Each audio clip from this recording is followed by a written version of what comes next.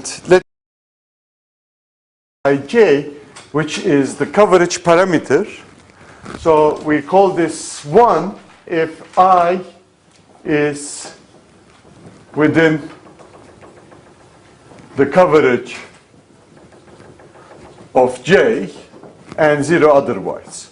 So this is basically a set of parameters that you use in order to specify whether alternative location j is covering the demand I.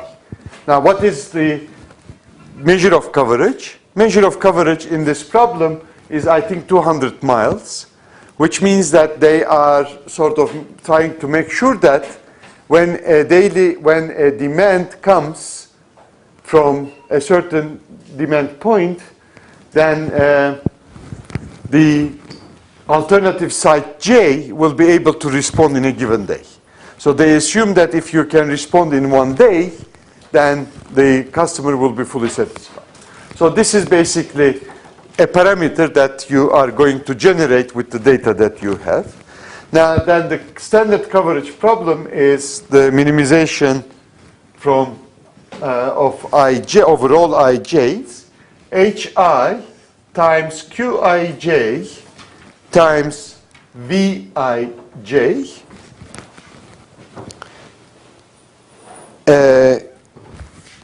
Xij, excuse me, xij was the variable, and subject to summation yj's, j overall j should be 1. Overall j should be 1 for all I. Just a second. Oops.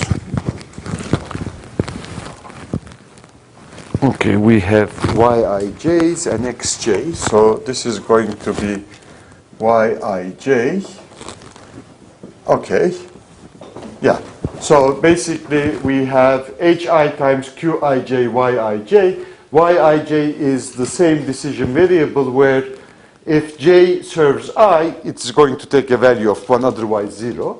And qij is going to, and qij is 1, it means that this demand is going to be covered.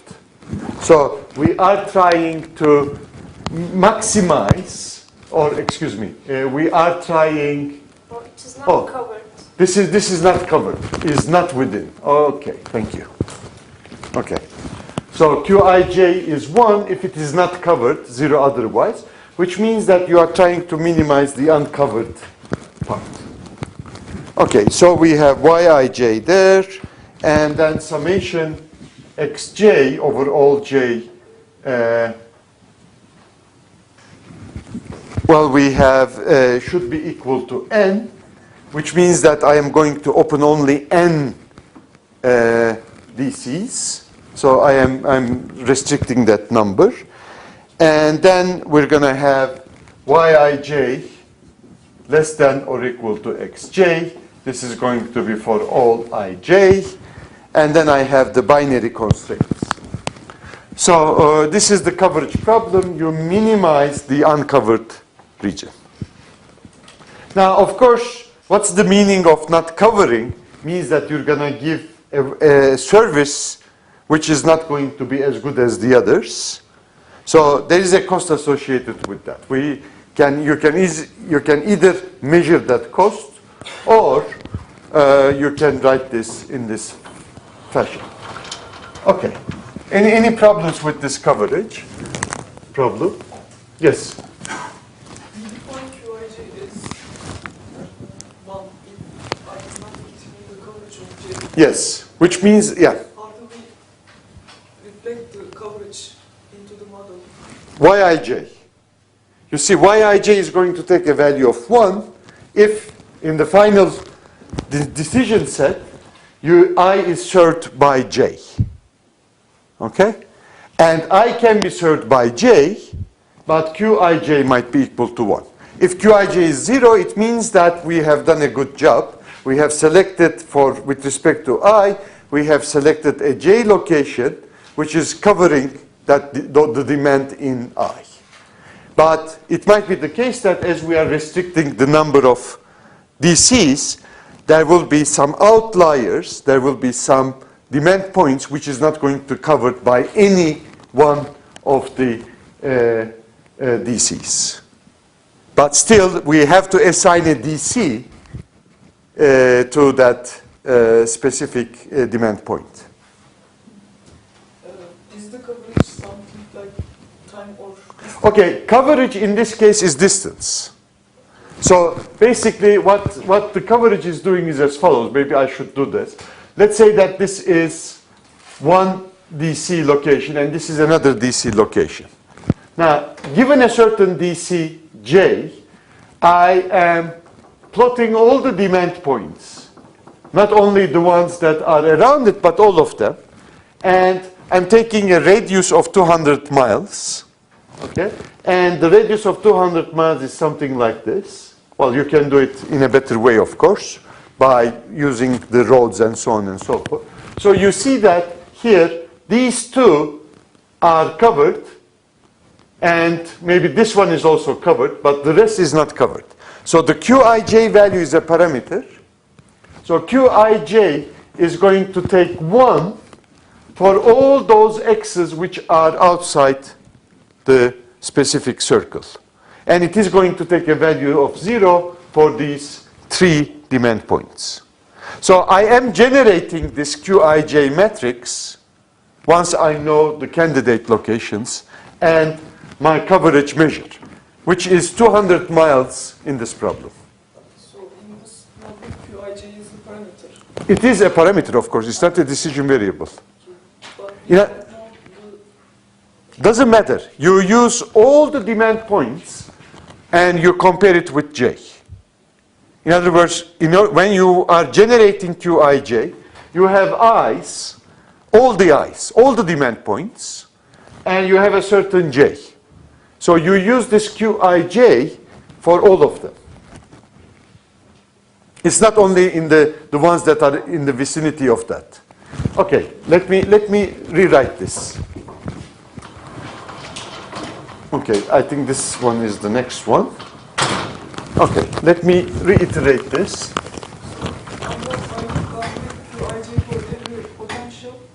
Every potential with every demand point.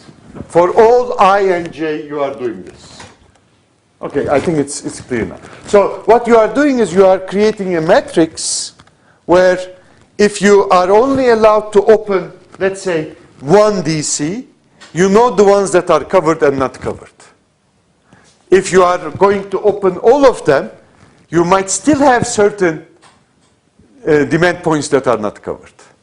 In other words, you may not even have a candidate location to cover certain demand points. Okay? But you don't care about that much. In other words, if the demand point is too far away, then you may say that I'm not going to open it anyhow. But we're going to see the effect of that later on, actually, in the results. But Qij is a parameter. That's the reason why I said it's a parameter. So it takes a value of 1 if it is not covered. If it takes 0 if it is covered. You minimize the uncovered demand. Okay? So this uncovered demand is only going to be uncovered if Yij is selected for I, and Qij is equal to 1 for the same j and I combination pair. Okay? So you see, you might select a location which is going to cover, then Qij is going to be 0. So basically the uncovered ones are going to be minimized. You weight this with the demand of point I. Okay? So you are not only trying to minimize the number of uncovered regions, but basically you are trying to minimize the weighted uncovered regions, weighted with the demand. So if you have a region which is far away, but demand is very large, you are not going to probably, you are going to find a way to cover it. Okay. Now, when we look at these two problems, this one and the previous one, actually all the constraint set is almost identical except this one, which restricts the number. But we know that the fixed charge problem actually finds the number. So what they do is they simply use the integrated model, as they call it, and they bring these two models together with a certain parameter, and they say that, well, we don't know the value of that parameter, but we are going to do some sensitivity analysis over that parameter. So the integrated model is simply the following. We have fj times xj, summed over all j's, which is the cost of opening a certain DC. This fj includes the inventory cost, as we discussed last lecture. Plus, we are going to have the cost overall ij. Now, what I'm going to do is I'm going to bring this part and the other part, which is right over here, this cost, which is right over here, and this cost, this one together. So if I show it like this, this one and this one is going to be written now.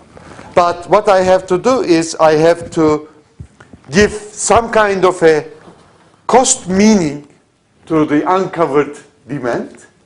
So I'm going to define a parameter which is called W, which is going to be the cost weight of not covering a unit demand, okay? Which is like backorder costs, maybe, or lost sale costs, I don't know. But it's sort of something in between. And so this is going to be HI QIJ plus alpha HI DIJ, and this is going to be multiplied with YIJ. And then I will have the constraints, which is summation over all Xij over j's should be Yij over j should be equal to 1. In other words, I have to assign a certain demand location to only one warehouse, and then I will have Yij is less than or equal to Xj for all I and j, and then I have the Xj, Yij, they are both element of the set 0, 1. They are binary variables. Okay. Now, of course, this is the integrated model, and there is not a big deal in this model if you know both of them together, because you simply bring these two models. The key issue here is the definition of W, because W is a parameter that converts your service considerations, uncovered demand, into cost value. Now, we don't know what that cost might be, but we are going to do some analysis over that cost and see the effect of that. Any questions on the model? Any questions on this? Now, how are we going to solve this model? Well, I'm not going to deal with that, but there are a number of ways to approach this model. You write better formulations, you write tighter formulations, or you use, depending on the size of the problem, you use a commercial package without doing anything. It depends on what you are really looking for. If it is only a solution of a single problem, then it's probably straightforward. And irrespective of the size, you wait 45 hours and take a solution. Okay? But of course, there are very efficient ways of solving this problem. Okay, but I'm not going to be concerned with the solution here. Okay. Now, let's say that we solve this problem. Of course, the parameter W is sort of a little bit difficult to estimate. And in those cases, as they claim in the paper, what they do is they actually think this problem as a multi-criteria problem. Okay? Now, W is the weight of this criteria, and the rest is in terms of cost. Okay? So what you have is you have a bi-criteria problem, And the best way of dealing with bi-criteria problem is to draw some kind of an exchange curve. So what you have is you have the following. You have here on one axis, this is what we are going to have. We're going to have the percentage coverage. And on the other axis, we're going to have the cost. Rather than specifying a value for W, you can get rid of this part. This is the cost that you obtain. And what is the percentage coverage? Percentage coverage is simply the percent of demand that you cover with the solution. Now, what do we expect? If we want to have the coverage 100%, what do we have to do? Increase the number of DCs. So, how are we going to increase the number of DCs given this model? Okay, how can you make sure that the number is very large? Exactly. So if you increase the value of W to practically infinity, then this weight is going to be so large that you're going to find the solution which is going to cover all the customer nodes. So when you solve that problem, let's call this 100%. Okay? And we come up with a cost, this is figure 5, but I am sort of redrawing it. So this is $900 million. And you come up with a solution where you have 64 DCs. So this is the solution that you obtain. In other words, what you do is you put a very large W, solve the problem, don't be concerned with this component of the cost, okay? And only write that component of the cost. The cost is 900,000. But the coverage is 100%. Okay, similarly, can you tell me the minimum possible coverage that we can have in this structure? Minimum possible coverage. How can we obtain a solution with minimum possible coverage? The fixed charge problem, actually, that we defined, it gives you the solution with the minimum number of DCs. In other words, if this part was didn't have any importance at all, the solution to the remaining problem, which is the fixed charge problem, the first model, would give you the number of DCs which is going to be the least. So set W equal to 0 and find the solution with minimum value of DCs. It turns out that in that case, we have, this is I think 86, this is 88, so we have a coverage around 87%, and the cost is 650 million, and here we have a solution where we have 23 DCs. Again, this is the solution where we set W equal to 0. This is the solution where we set W, let's say, infinity. Again, when W is 0, what do we obtain? We obtain the solution to model 1, which is the first model, fixed charge problem. So you simply balance the cost of the fixed cost of opening a DC with the transportation cost. That's what you do actually. Because when you open another DC, the transportation cost is going to go down because the locations will be closer to the demand points. And there is sort of a trade-off. That trade-off results in a solution where you have 23 DCs. Now, in between 0 and infinity, you can change the value of W and obtain different solutions. Okay, so the solution, for example, here is coverage is close to 90, 92, 94, 96, 98. So this is 90, 92, 94, 96, 98. And we have a solution where, oops, where is that? Close to a little bit below 700, I think. We have somewhere a solution somewhere, oh no.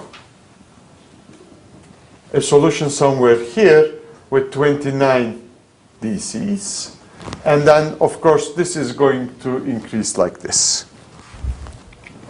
It will get closer to 64.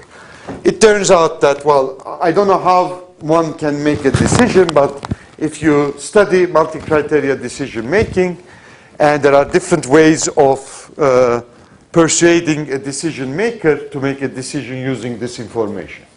Okay, this is sort of a very simple structured multiple criteria decision making problem where you have two criteria, and it's very easy. You can use interactive methods or you can use some other methods. But here what we do is we obtain the solutions that are at the efficient frontier.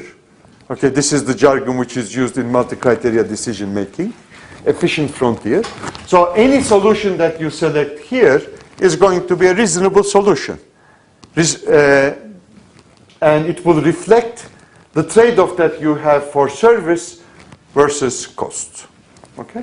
So you can make a decision accordingly.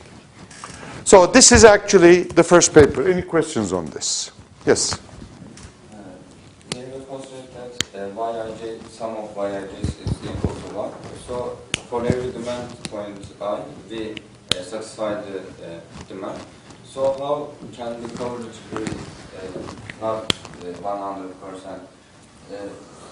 Are they infeasible? Okay. Now again, if you recall what I did here, the way that you define coverage is as follows.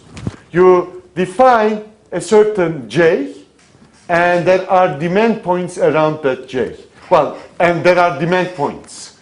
These are the demand points that you have in the problem. Now, we define the coverage as follows. If the demand point is within 1 day reach to J, then we say that it is covered by J. Now, this does not exclude the possibility that J is going to be supplying I. But if it is close enough, we call that a good coverage. Otherwise, we say that it's not covered. Now, in this problem, they wanted the demand points to be 200 miles close to J. So it means that if these are the demand points, and these are the points that are covered by 200 miles. Okay? So what does this mean? This means that if this J is selected as one of the DCs, then I will assign this demand point to J, Yij is equal to 1. In that case, this is within 200 miles. Actually, it is less than 200 miles. Then it means that it is covered. So Qij is going to take a value of 1. This is the parameter set that you have. Now, of course, for different problems, you can define different coverages. In this problem, these results are only valid for coverages that are within 200 miles. Now, this is another measure as well, actually. You can change that to 195, solve the problem again. See what's happening. So the meaning of 200 must be clearly understood before you actually solve this problem. But sometimes what the companies would do will be simply put some targets to you. Okay? Like 200 miles. I mean, it doesn't mean much, but 200 miles. But the idea is that, as I explained before, you want to serve that location in the same day. 200 miles is, I think, you guarantee that it will be served in the same day. They do similar things for carrying fresh vegetables and fruit. Now, you have to make sure that the amount that you carry, even if you are using specific trucks, like figure-freak trucks, to carry that, you want to make sure that the distance that you travel is within some limits. Okay, so it is the same idea. Same thing holds for fish. when you are moving fish from one location. But I think the best example would be grape. When you take grapes out and you are going to make wine out of those grapes, you have to make sure that it should reach the factory and start processing within 48 hours. Otherwise, fermentation will start within the truck and you're going to lose the quality of the grapes. So you have to make sure that you will be able to go from the location that you picked up to the production facility in, I think, 48 hours latest. Otherwise, you lose the quality. That's the reason why they claim that in Turkey there are very good grapes in different regions, but as the factories are located, well, this was the story probably 10 years ago, as the factories are located in Ankara and Istanbul and so on and so forth, you lose the value of those grapes. That's the reason why some wineries started to open new factories very close to the places that they grow the grape. So it's the same idea. You can see that if you are giving service, this is what you're looking for. There is some kind of a logic behind that 200 number, but it should be interrogated with this figure. Okay, any other questions or comments? Now, this is, I think, a reasonable model where you take into account inventory, transportation, and service costs at the same time. But you see, it is very important when you are designing a system, because usually DCs are, once you design the system, it will be hard to change that. So you can call these type of decisions as strategic decisions. Okay? But there are certain things that are missing in this paper. Number one, the cost from the factory to the DCs are not included. Number two, we are forced to serve a demand point from a single DC, and this might not be the case. Think about a place like Istanbul. You want to serve Istanbul with probably 5 DCs if you are serving İç Anadolu bölgesi with 1 DC. Because the population proportion requires you to do that. So in that respect, this might not be a very good assumption. This would require that you artificially divide the customer points. Then that will bring you to the assumption that you made with respect to the demands. You assume that demands are independent, okay, which might not be the case if they are very close to each other. So you see that you want to have aggregate demand points because of the demand, but when it comes to the location problem, you want to make sure that you're going to have only 1 DC serving that demand point. So this or the other assumption might be challenged given a certain circumstance. And what is the other issue? The other issue is the transportation cost that we charge. Transportation cost is dependent on the distance and number of units that we carry. For those of you who took a logistics course before, you see that costs are not assigned that way. You usually have different ways of assigning costs. So this is not very realistic. Even if you are solving a long-term problem, a strategic problem, you might find a better way of dealing with that cost figure. Okay, so this is more or less what I want to talk about this paper. Any questions on the paper? I couldn't see any insight about the value of W when the number of pieces opened is 29. I mean, it is given as the good trade-off solution. Okay, now if you are a good engineer, okay, the way that you are going to make decision, if you have a curve, okay, you have a curve like this, okay, am I right? Yeah.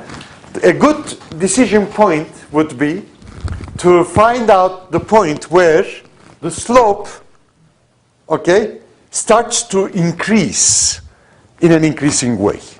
that's a good point to make a decision. That's the reason why they selected 29. If you look at the figure, you're going to see that that's the reason for selecting 29. Because marginally, it means that in order to get another % of service, you are paying a lot with respect to cost. That's the meaning of that. Okay? So they prefer to stop there. Now, the value of W is not important. Because that's a funny, or that's an artificial value. You don't have a value like that, that you charge your cost. But it might be nice to find that value for the coming applications. Okay, so that's the reason why they don't report that. But they simply say that we are going to make a decision where the function is still flat with respect to cost, and this is the maximum coverage that we can get when the flatness is not gone. After that, the flatness is gone, the cost starts to increase, so they say that this is a good point. But if you ask me, that's not something that you should really bother yourself with, because that's what the managers are for. They are going to make a decision after that. We are, as IEs, what we are going to do is we are going to supply them with the other possibilities. Maybe we can use a more sophisticated multi-criteria decision-making model, an interactive one, in order to basically teach the decision maker on the trade-offs, because that's what you do with MCDM, but that's it. So there is no way of making a decision if you don't quantify this. And in this problem, it's not quantified. You assign certain values and solve the problems, but that's not assigning a certain value. It's basically just to obtain this efficient frontier, you just artificially create some W's. So that's the reason why the value of W is not that much important. Of course, if you are doing this over and over again for the same firm, okay, similar decisions, then that W might, it might be a good thing to store that W value because you're going to use it in the next round with the same decision maker. The W can be chosen as a function of distance between I and J. And that Distance? related to distance, something related to Why should you relate W to distance? You mean like this 200 miles? Because what W is doing is, no, the IJs. you want to relate W to DIJs. What?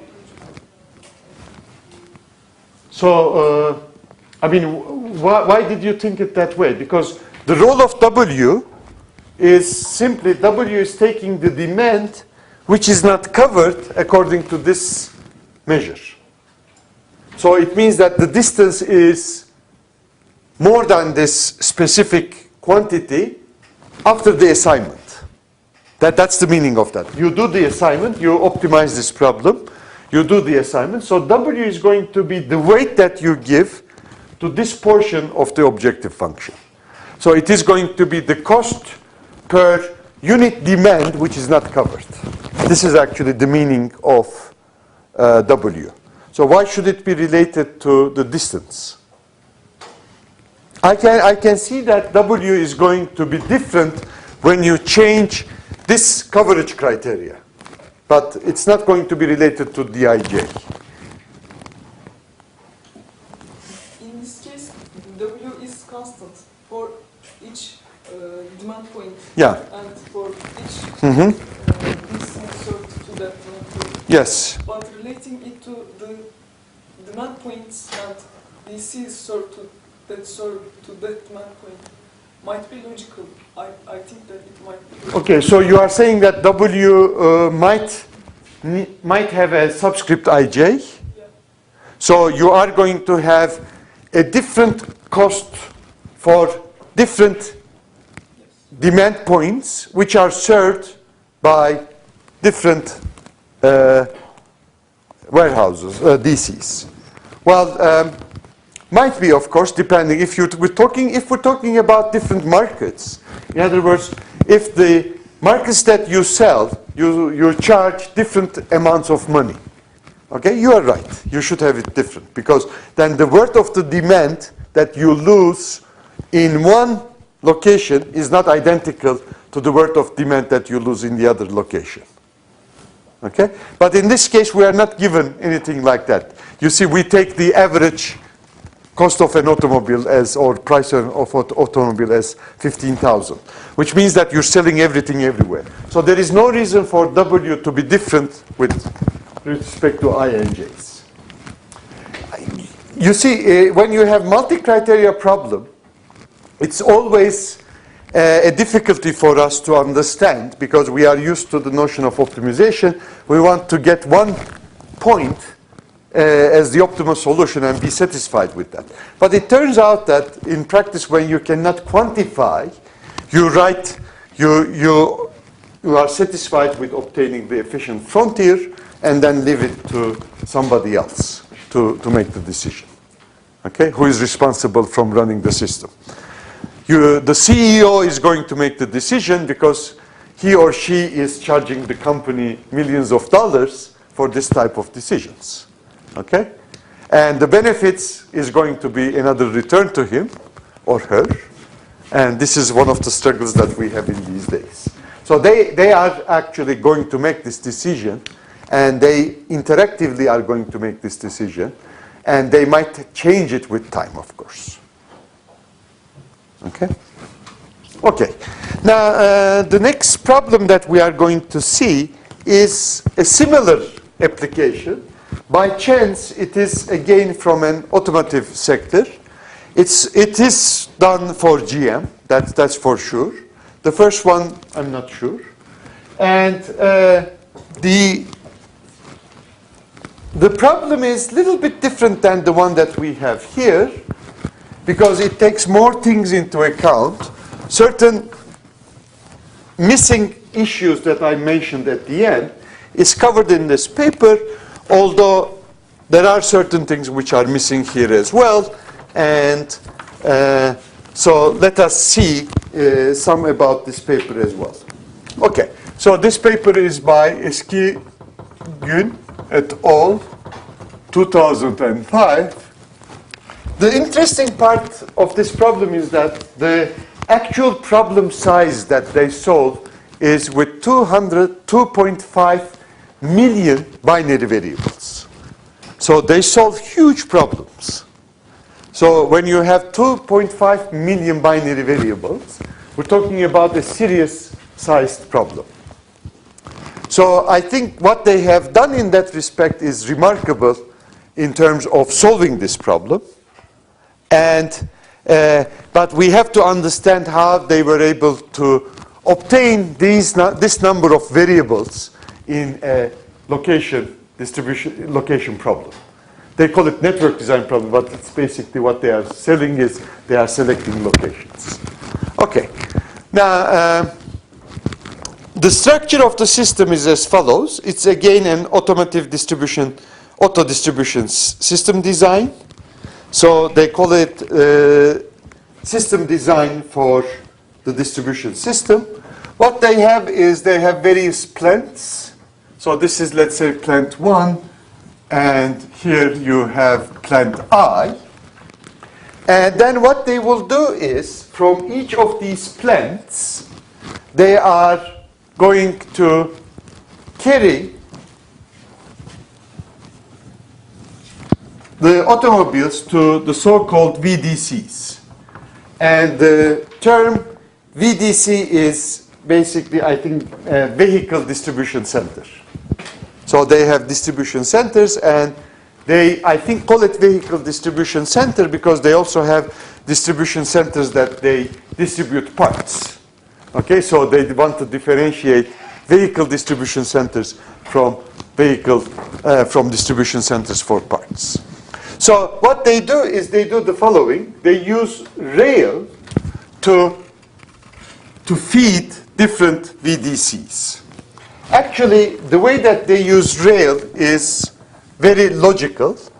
And what they will do is they have some common points in the rail system where they are going to bring all the automobiles from different plants together, and then they are going to change cars of the train so that the certain brand which is manufactured here is also going to go to any of the VDCs. So they have a very efficient railway system that they use to move cars from one location to the other. So you can see that the notion that we are going to see a little bit later on, the notion where you have some exchange points, transfer points, where you don't carry any stock. What you do is you simply change the load from, put one load of one train to the other. So here, for example, from plant 2, you come to this junction with 200 different cars. Car is actually one of the wagons, as we call it, of the train. So we have 200 wagons of the train, and each of them is called a car. Okay, that's the name which is given. So you have 200 cars coming in and 100 cars coming in from here, and then they exchange certain cars, and the train continues to this VDC with 100 cars from plant 2 and let's say 35 cars from plant 1, so that you satisfy the demand in this way. So to change cars is not very difficult, it's very efficient. And then from the VDCs, vehicle distribution centers, what they have is they use trucks to satisfy different customer points. So here, trucks are used. Now, each railway car is going to carry 8 automobiles, and each truck is also going to carry 8 automobiles. Okay, this is the standard actually. You probably are familiar with those. You have seen at least one of them actually, like you have cars on the truck. Okay, of course there will be some locations which is directly going to be fed by the plants. So we might have some locations around the plants which are going to have direct shipment. And we call this again, we use trucks here as well. So this is the structure of the distribution system. And we want to answer 4 points, 4 issues. Number 1, location of VDCs. Okay, we want to decide on the location of VDCs. Number 2, we want to decide on the capacity of VDCs. And capacity is measured as in terms of the maximum possible number of automobiles that can be processed in that DC. Okay, that's called the capacity. Okay, it depends on the number of parking spaces that you have. The size actually determines the capacity. Number 3, we want to decide whether we are going to have direct shipment or through VDC. In other words, we have a location which is more or less close to the plant. We don't know whether direct shipment is going to work for that plant. We know that if it is very far away, then of course we are going to use VDC. But it depends on the availability of railroads, the length of the roads, and so on and so forth. And number 4, we are going to decide on the volume of the volume of the traffic at each VDC. Now, this is important, as we are going to see in a while. Now, you have a capacity of the VDCs, okay, and you might have a number of different capacities, but within that capacity, the amount that you use in that VDC is going to be less than that, but that's the volume that we are going to have at each VDC. It's not necessarily true that we're going to use the capacity to the all the way. Okay, and so this is another decision that we are going to give. What will be the volume that we are going to have in that VDC, so that we will be able to assign manpower requirements accordingly.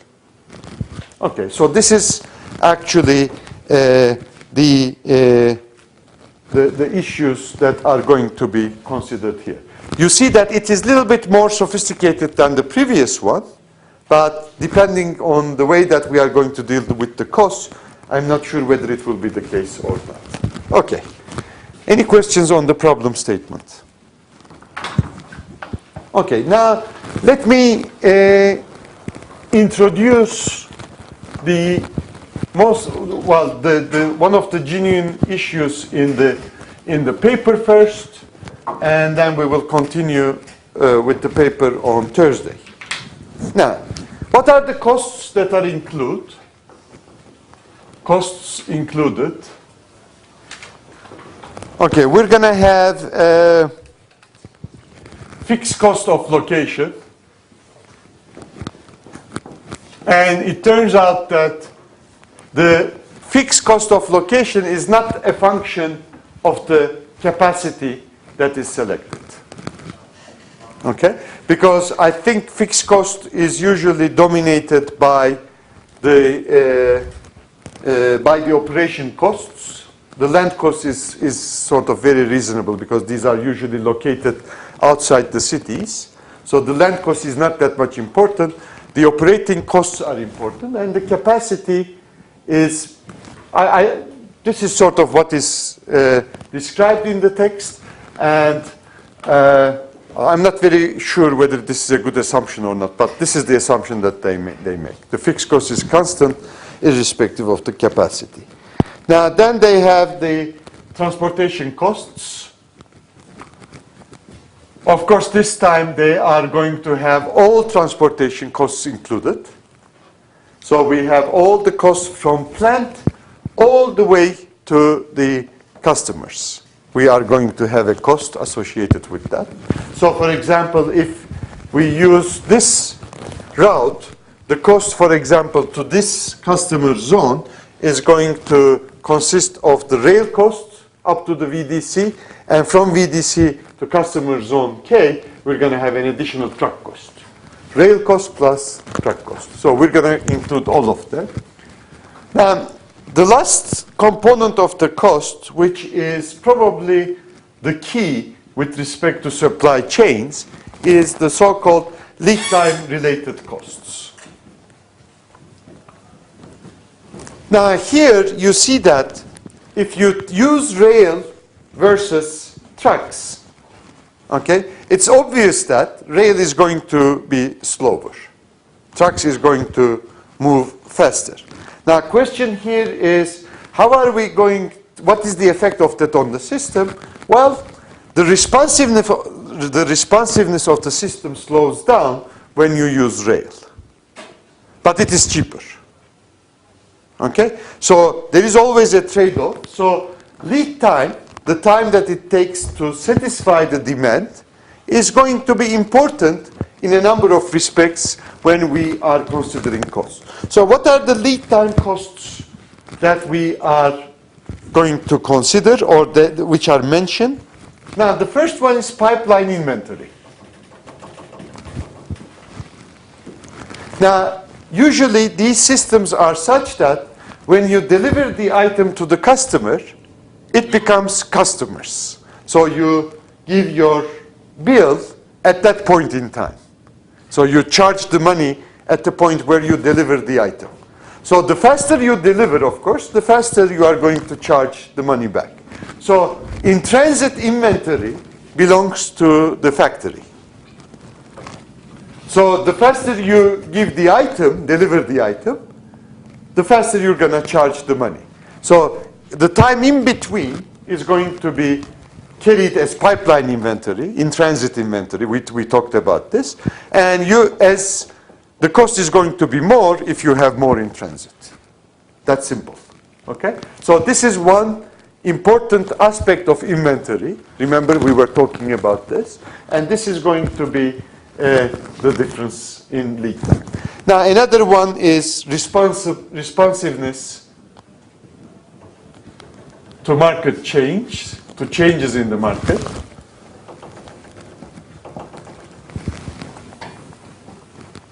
And another one will be improved customer satisfaction, of course.